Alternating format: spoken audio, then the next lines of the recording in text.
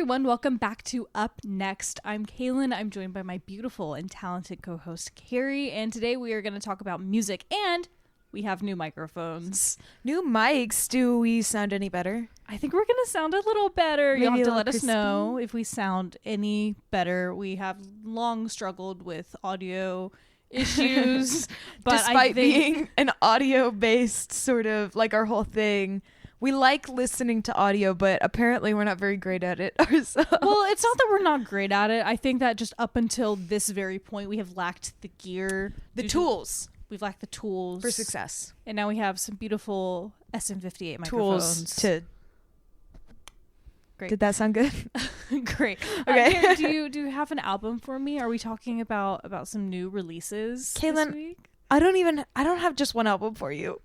I have 3. That's the magic number. There's the magic number. My first album that I'd like to talk about this week is Flagrant by Trace Amount. This is really cool and super energetic. It's industrial noise, I would say. Definitely influenced by metal music. This person listens to metal music, presumably. You can these things sort of bleed through, but it's like a LaCroix flavor of metal. It's definitely more in that industrial and noise vibe. There's a lot of crossover there. You know, it's hard to kind of totally parse out those genres from each other. Yeah, I love a good like old school industrial record. I feel like this really hits at that like early Ministry kind of sound. It is just like a very nostalgic sound for me. Yeah, it's really cool, super industrial, so yeah, clangy and kind of reminiscent of those earlier works, and also just very experimental, jumping all over the place. It's plays with structure kind of loosely. There's a song partway through the album that's called Seeing God on the L Train. Oh, Real. Are they from Philly? Or? No, Brooklyn. Oh, okay, but still different L. I see. But Gotcha. I've been there on my L, and A similar experience. I've seen God Yeah. a couple times. I've been taken to church as well on the L. Oh yeah. So I felt seen in that way. Excited to give this Trace Amount record more of an in-depth listen. Tell me about your first project. Ooh. The first album I'm going to talk about is Vesper, Sparrow by Jerome Ellis.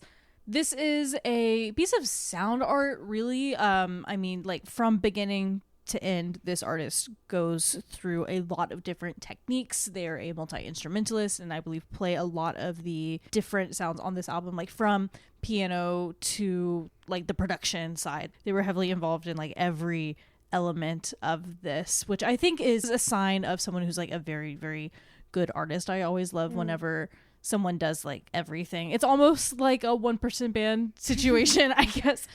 Just like, it requires a lot of, you have to be a very like methodical person. You have to have tenacity to like see something through from the beginning to end every step. It's just so easy with music. There's always that extra step in making the project, you know? Yes. You're like, now what? There actually were a lot of other people involved in like playing the instruments. Yeah. Sorry, I wanted to fact check myself, and I'm glad that I did. Cool.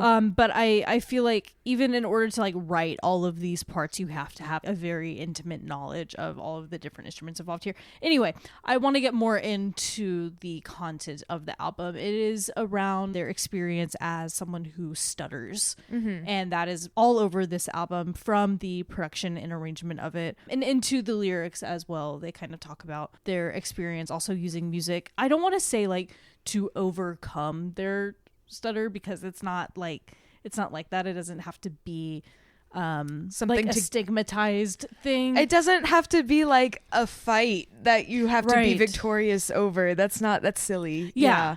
But I get what you mean by like the stutter probably doesn't impact the music making, you know. And to an extent it does impact the music making though, because like the sounds on this album, and once you pay attention to it here, then you think about it in like other forms of popular music, it like is stuttering. It's these like trip hop stuttering hi-hats and like a saxophone that sounds like it's stuttering because it's this like very fast, like bouncy ball kind of rhythm there. Cool. So I don't know. I really like their approach to this record. It feels very, very vulnerable and personal because I mean, it is. It's about this person's like way they communicate with the world. It's also about spirituality in the middle of the album. It shifts into more of like a piano driven sound, which they say comes from their experience like growing up in churches and having family members who played piano and having that just like influence their musical direction growing up as well. So it's really, really sweet, very thoughtful, and crazy experimental. I can't believe I didn't even touch on like the granular synthesis stuff that they also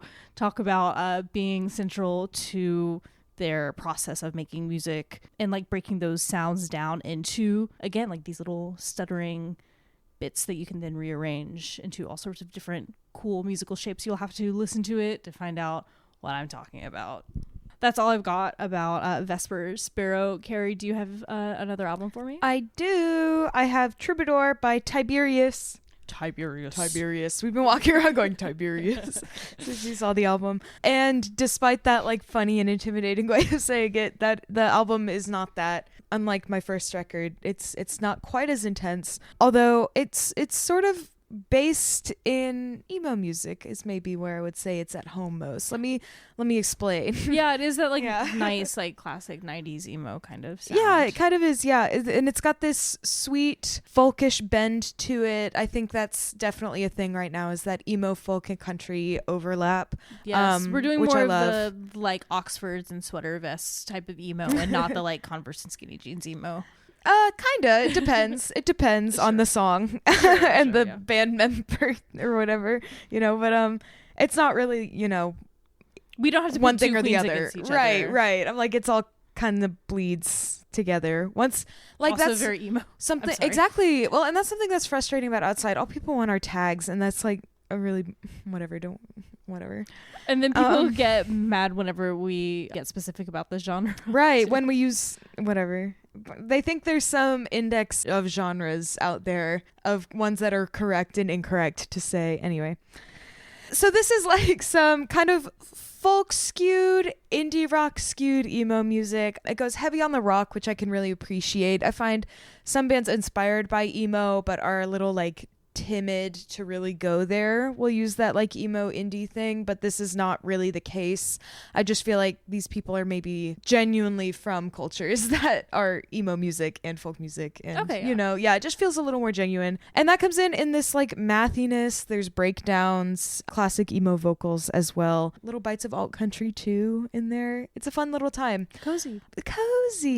Was it Motocrossed a couple weeks ago that had a country alt thing going on as well? Yes. Okay. I feel like if Motocrossed is based more in the country side of things, this one is like its emo dark side twin. Gotcha. Gotcha. But still very soft, still very sweet, and a lot to love. Yeah. I love that. And I really want to emphasize the vocals here too. Mm-hmm. I think they did a great job of being very expressive and very emotive without being super whiny, which you can get with emo sometimes. Yeah. This is like whiny in a very satisfying way. Yeah. It's a good whiny. What about you? Is this your third album? No, this would be your second. This is just number 2. Yay. For number 2, I'm really going to switch gears and talk about The Sludge of the Land by Babau.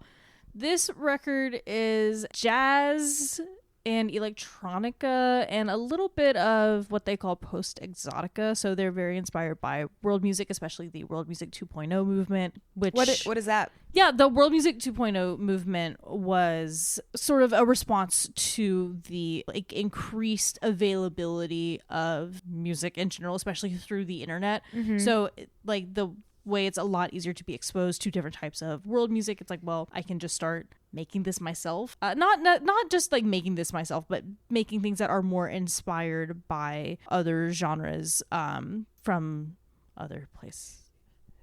That's the frustrating thing about world music. I'm always like, so like from the world? Yeah. Like where? Like all music is world music, I think that is what World Music 2.0 is trying to get at, that all music is world music. That's so interesting, because then like it to me, just that logic goes so easily to like, oh well, I'm a woman of the world, which is what like ignorant white women say. Yeah. You know? And so that's also the thing with world music, is it is that very like almost 90s, think CBS Sunday Morning, think like and I think this is a very syncretic approach, that we are blending a lot of different influences so that it's not really one thing. It is more of a melting pot of music from the broader diaspora. Yeah, I'm sorry. That's okay. It's an unsatisfying conversation because that's an unsatisfying descriptor for genres.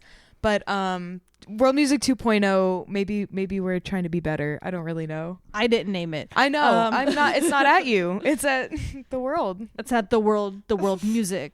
I don't know. Not really, not specifically the world music. Okay. Let's get into this album more now that we've had a brief discussion about World Music 2.0 and what it might or might not mean. This album pulls, like I said, influences from jazz as well and some weirdo electronic stuff. It was made over the course of a few days and like hours of improvisation, then like narrowed down and chopped and screwed and layered up over each other over and over again, because this album is primarily inspired by like the internet brain rot, the like super fast swiping algorithmic nature of like how you interact with the internet. Now it's very much the contrast to like the slow internet movement, which is more people making sites on like NeoCities, decentralizing their social media. I mean, yeah, we've all scrolled on TikTok. We know what Brainrot is. And so the way they're able to distill that experience and put it into something that is like genuinely artistic. Not to say that brain rot stuff isn't art. I think maybe I can say that. This is pretty like random though. I'm interested by like what like genuinely artistic. Like I'm sorry. Go ahead. Say more. No, you can finish your. I don't really have a thought. I'm just like, I don't know. Maybe I need to listen to more of it.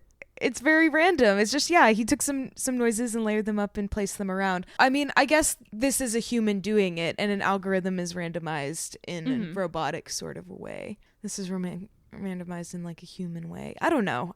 You said earlier when we were talking about it just that it does a deeper commentary on brain rot, and then you said here it's more artistic. I'm like, how? And you're like, I don't know. I'm like, okay.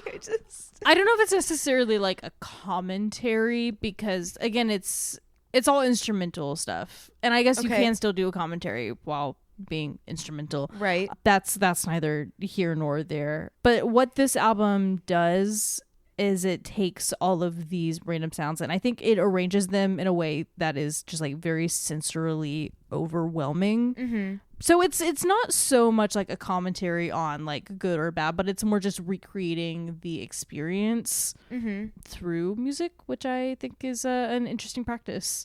I think it is sound sculpture of this like, and that's really cool. Yeah. There we go. Did we find a better consensus there? I guess this album definitely isn't everyone's cup of tea, but I think if you like some of the noisier jazz stuff that we've covered, also if you like bands like Akamel with their post-apocalyptic folk music, if you like Why the Eye with their prehistoric techno music, check out this sort of contemporary jazz stuff. Weirdo noise stuff. Putting the noise and outside noise with this one for sure. Get in there, check it out. Awesome. Carrie, do you have one last album? I do. I have one more project to talk about. It's a short and sweet little EP. It's called This Town is a Lamentable, Shipwreck, This Life Too by Widaparte.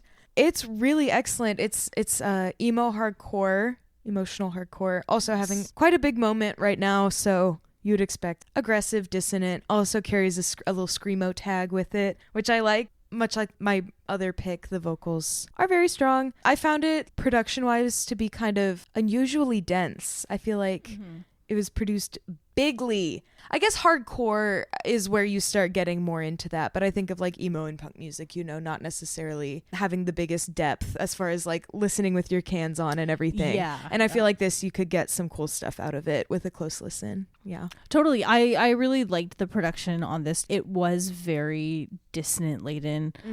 We've heard a lot of like very clean Screamo stuff lately. I definitely prefer this production style.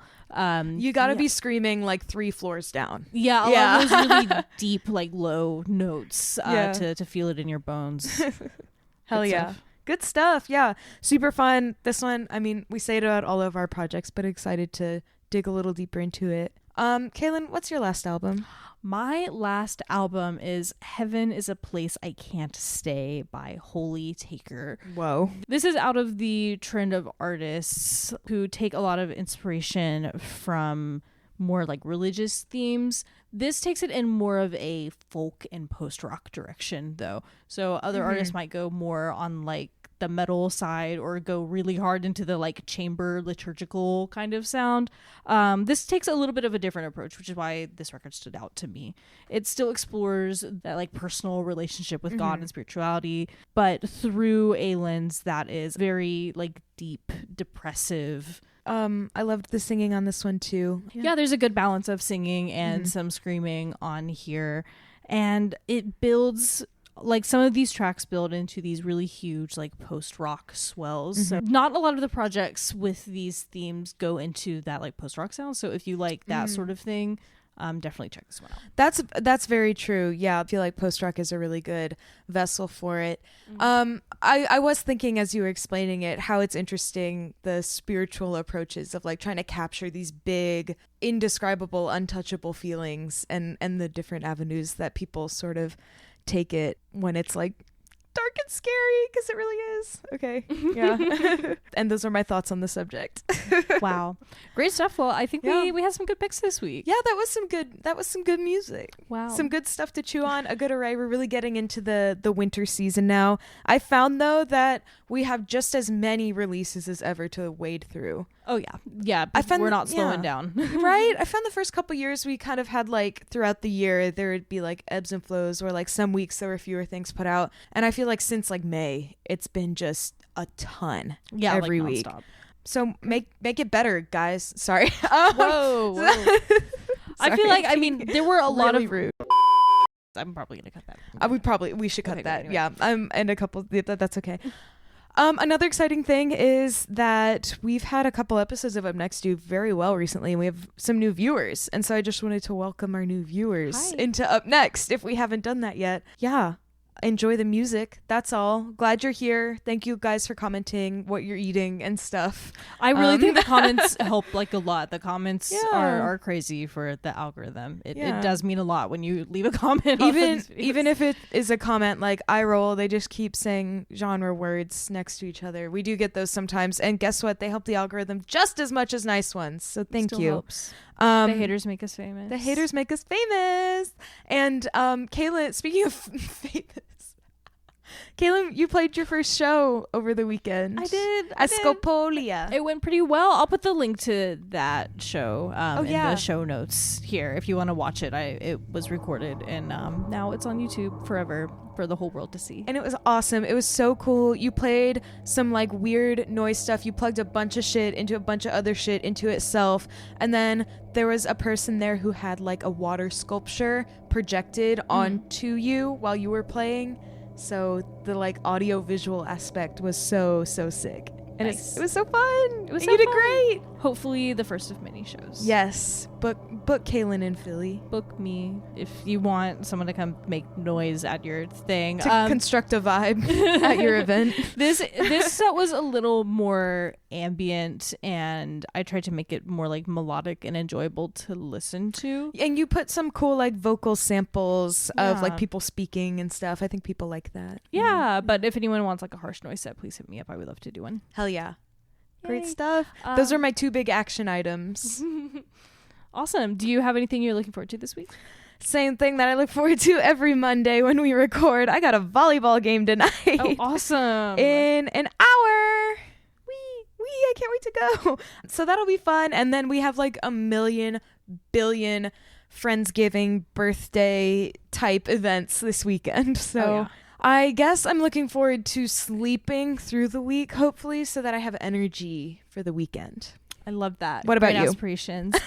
I am very excited to see Masma Dreamworld on Thursday. I remember covering their new album, A Grave in a Lucky Sight. And I think I said in that episode that I would love to see this artist, and they're from New York, and hopefully they'll come to Philly soon. And now they're here, and I'm really excited. And I think the tickets were free or like donation based. Pay what you can. We paid something for these tickets. Yeah, they weren't totally free. But they are donation based, it sounds like. But donation based, that's great. So I'm really excited. I love that. I'm hype. I'm pumped. I love that not a fluff shit. Yes. Get me you. there. Thank you. I am poor. Sick. Yeah, we got a busy week coming up, but I hope you guys do too. What? I just hope you have the week that you need. How about that? The week that you need. How about have the week or you need? make it the week that you need. If you need to cancel your plans, cancel some plans. If you don't have plans, make some plans. As a yoga instructor once said, picture your happiest life, your most joyous life. Now, how would you act? How would you behave? What choices would you be making if that were already so? Ooh. All right. And with that, have a great week, everyone. Bye. Bye.